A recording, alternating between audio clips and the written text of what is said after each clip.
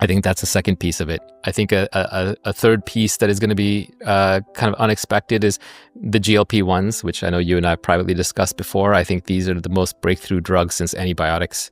They're probably more important than statins. They're sort of miracle drugs. They seem to, there are downsides, but the downside and side effects are so minor compared to the upsides beyond just weight loss.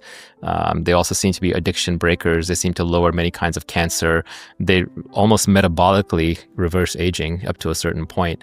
And I think they're going to bend the curve on healthcare costs. And the big question people are going to be asking over the next 5 years is, why are Americans paying thousands of dollars a month for this when people overseas are getting them for free, or I can order them from China for free or whatever.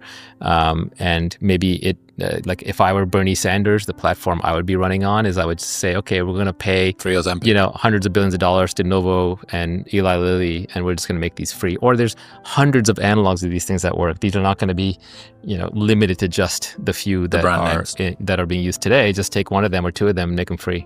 And I think it'll make a big difference. And as you and I were discussing earlier, this does bend a lot of people out of shape who got there the old-fashioned way, and they want to see obesity as a moral failing on people's parts, and it lowers their status if they are suddenly no longer the signal is less one. of a signal. Yeah, Correct. absolutely. Yeah. So they're incented to say, well, you don't know the downsides. It's irresponsible to suggest it's going to cause cancer. Have fun losing bone and muscle mass. By the way, none of that stuff is really true.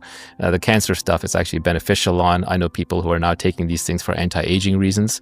They're already fit, but they just want to age better and have a stronger insulin metabolism. And there's evidence now that these things are, they put off dementia, Alzheimer's, colon cancer. It's insane. Cardiovascular disease, like the list of benefits is insane. There's no free lunch, but this is a class of drugs that prevents you from taking other drugs into your body. It prevents you from taking, too much sugar, too many calories in an era of abundance, prevents you from smoking, prevents you from even, there's an organization called Casper that is now doing a study on heroin addictions, and they're showing that this can lower opioid overdoses and heroin addiction. So there's a lot of overwhelming medical evidence coming out. And I think, I don't know the exact number, but I think something like 10% of the population might now have tried these things. I think that's the number that I'd seen as well. Yeah, it's massive. So I think it's about 50% of the population say that they would like to try it. Exactly. So I think the body positivity movement is dead. And we always kind of knew it was a scam. It's dying very, very quickly. Yeah, I quipped, like, you can never be too rich, too thin, or too clean. Right. And immediately, like, a whole bunch of people went nonlinear dimensions. Like, what do you mean too thin? And what about the hygiene hypothesis? And, obviously there's always exceptions, but people want to be thin and fit, and people want to be clean, back to the pathogen discussion that we had.